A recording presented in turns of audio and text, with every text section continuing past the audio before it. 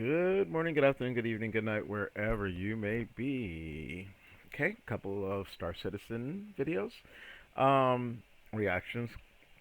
So we're gonna do two. First is actually an old one that as I've said before, I love the chip commercials and a lot of the stuff that CIG puts into you know the story of this game, if you will, the in-world lore and whatnot. And you know, as the second one we're going to be doing is the behind the ships for the MDC, the new mobile defense center, which I drove around a little earlier today in game. Anyway, um, but I happen to come up, and my thing is um, one of it's again. It's not necessarily a commercial from what I can see. I guess the announcement for 9 years ago for the Pioneer, and again, which is a base building um, ship, if you will, um, and it just is another reminder of how long a lot of these concepts, some that we still don't have, i.e., the Pioneer, the Galaxy, um, the I believe the Javelin, which has been in game to like some bare bones or whatever. Again, way before my time playing this game have been, and I'm just like, wow. But anyways, I saw it pop up, so I thought I'd take a look at that, and then, like I said, we'll go into the behind the ships for the MDC.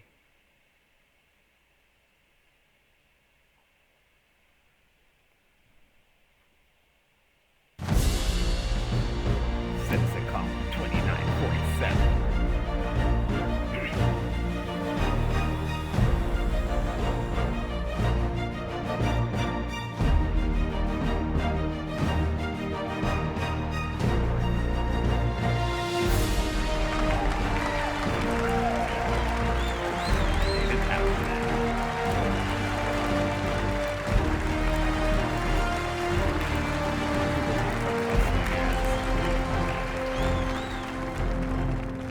Stars.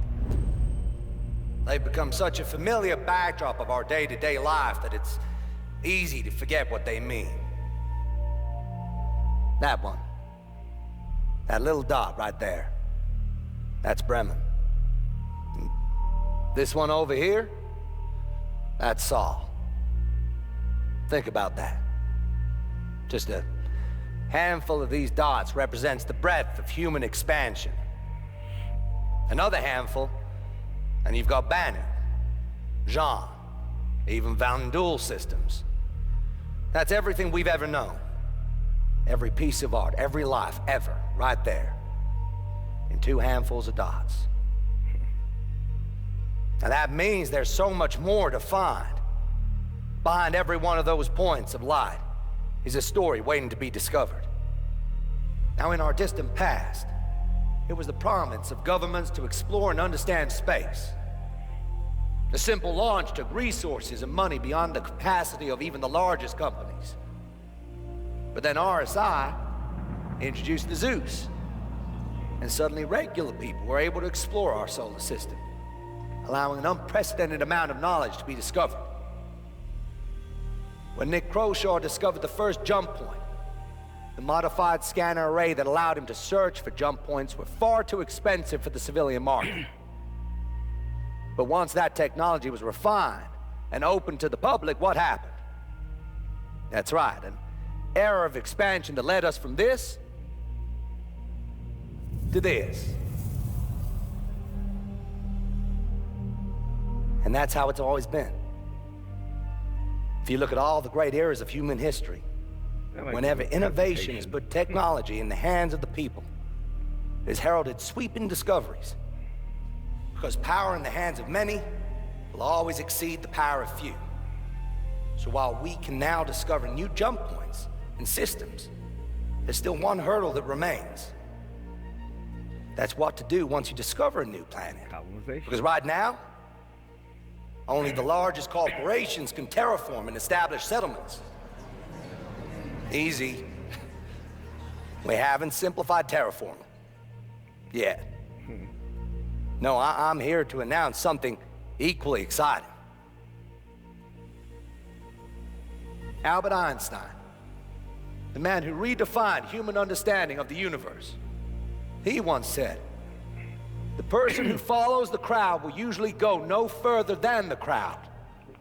The person who walks alone is likely to find himself in places no one has ever seen before." An insightful sentiment meant to inspire thinkers and creators to push the boundaries of their understanding. It was, after all, said 1,000 years ago, before humanity had left our homeworld. So clearly he was speaking metaphorically.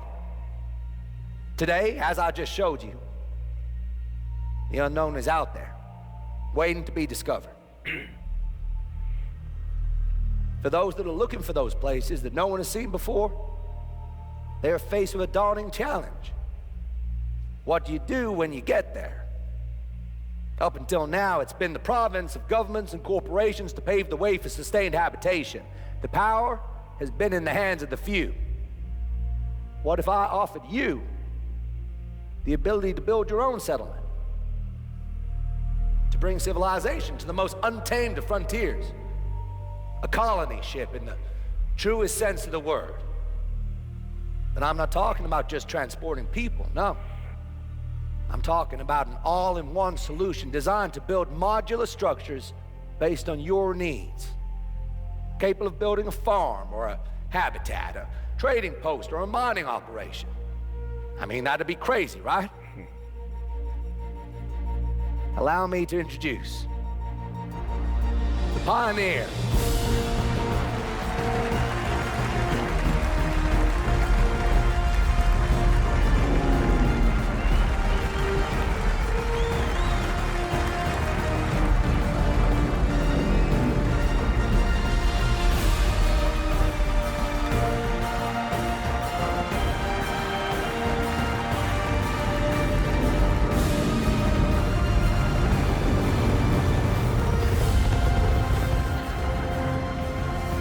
With that,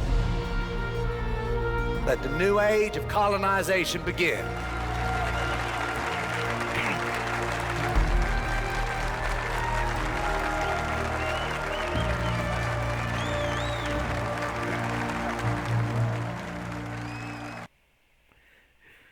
So yeah, like I said, I just kind of skipped through the frames to see if there was anything beyond that whole convention thing. So I knew it wasn't going to be like anything else. But you know, as basically what this is, again, 9 years ago, this video is from. This was just finally touched on, or I guess, since I've been playing on the game, touched on at last year's Citizen Con. When they were talking about the Genesis engine and all the things they had coming up, including base building and whatnot, be it from space stations to as he said, habitats from a farm to plants or whatever. So yeah, very interesting. And so I know one of my org mates was looking forward to, was going to try to buy one during IAE, but apparently it sold out like in a few minutes because they had a limited supply. Which your bigger, more expensive ships, they generally have a limited supply. So, but yeah. So there's that. So next we'll go ahead and check the behind the ships for the MDC. Earlier this year at Invictus, we introduced the Greycat MTC, which is the first in a family of ground vehicles from Greycat. The MTC was designed as this sort of utilitarian, all-purpose rover-style vehicle that allows two players to just bomb around the battlefield, exploring, storage on board for whatever they need, and then as well having mission storage boxes on the back. So really, it was a ground vehicle capable of doing the majority of our ground vehicle roles. And today we're introducing the MDC, which is your Mobile Defense Center.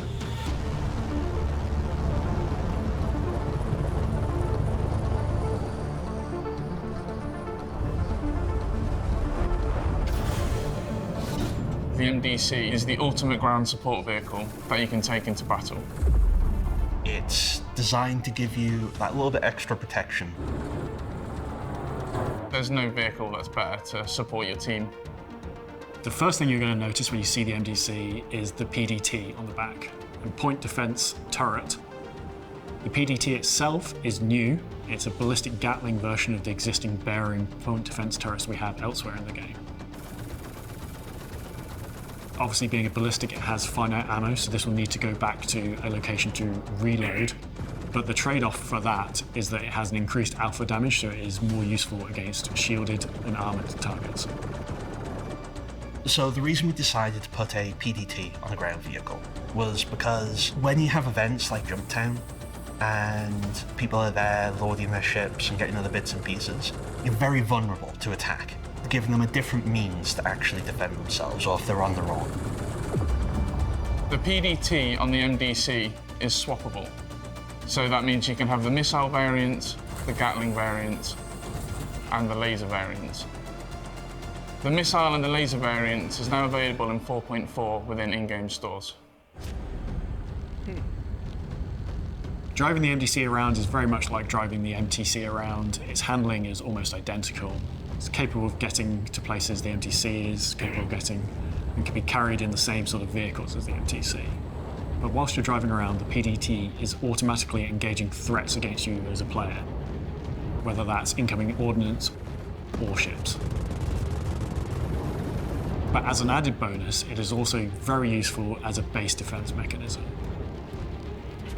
You can park this vehicle up, leave it there, and then it will continue the same role of defending against targeted ordnance and ships whilst you're outside the vehicle.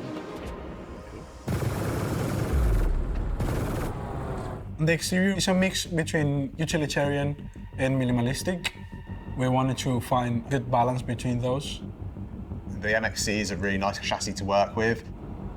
We thought about the different variants when we were designing the base chassis, and I think it lends itself really well. It kind of leans into that military idea of they don't want to be making everything from scratch. They want parts to be serviceable, they want them to be interchangeable. We've tried to keep the overall silhouette of the vehicle and its overall size as close to the main chassis as we can, but then when it jumps into action, the turret lifts up on this big platform that is very well supported, very, very strong, and it gives a little bit greater visibility, not only of the sky, but also of the surrounding area. You can see the engineering that's gone into it, and I think it's really successful in conveying what its purpose is. The interior is based on the teenage engineering design, rounded corner and bold buttons. As soon as you walk in, on the rear wall, it's all of the components. So everything you need to make the vehicle drive, everything you need to make the vehicle function. My favorite part of interior is those two weapon racks next to each other, and just open the door, access to weapon rack, get the gun and go back. You've got your fire extinguisher, and then you're straight into the cockpit, straight into driving it around and blowing things up. I can definitely see these being used a lot within the universe, especially at things like Jumptown style events or the DMR rally, where there's always a threat of incoming ships ruining everyone's fun, or causing everyone's fun. I suppose it depends what side you're on. It's my first ship vehicle that I worked on it from scratch, and really amazing concept from Sam. I really have a good time designing it and finding ways of putting everything together, making everything fit and worked within the constraints of the vehicle. This is the second vehicle in the family that we're showing, and I think you can see that commonality between the two existing ones, and it just adds that extra utility, which I think is very useful. And we're off to the MFC next year for crafting. It's for someone that wants to take those extra few steps just to ensure that something's looking out for them, that something's protecting them. So what happens to the person who gets 30 of these and lines the top of their 890 jump with them? That person feels really safe.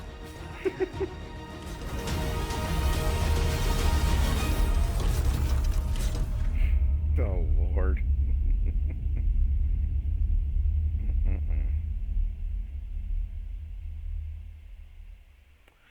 Okay, interesting.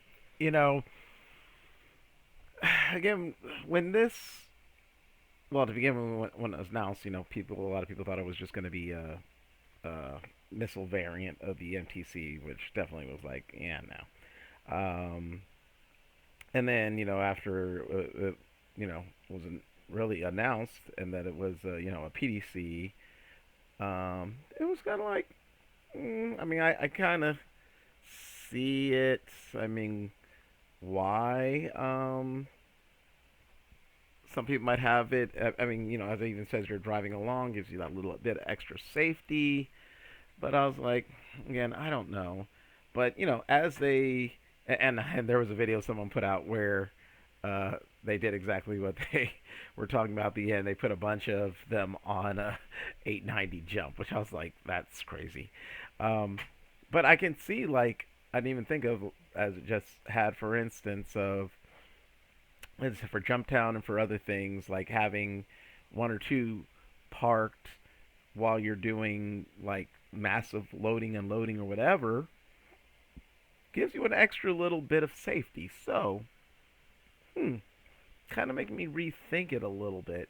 I mean, because like my MTC, honestly I haven't used it a whole lot. I've used it a little bit here and there, but not much. So, I mean, a change to an MDC, I mean, I could see that being maybe a little more viable, but I don't know. And as I said, they have the crafting version coming out at some point next year. That's very interesting. But anyways, that is my reaction to the old Consolidated Outlet Pioneer introduction video, as well as the behind the ships for the MDC. As always, feel free to share, subscribe. Hopefully, give me a like if you like my content. If you have subscribed, thank you so much. I appreciate it. Hit that notification button so you know when I drop something new. If you feel so inclined, leave a comment regarding whatever. And as always, thanks for watching.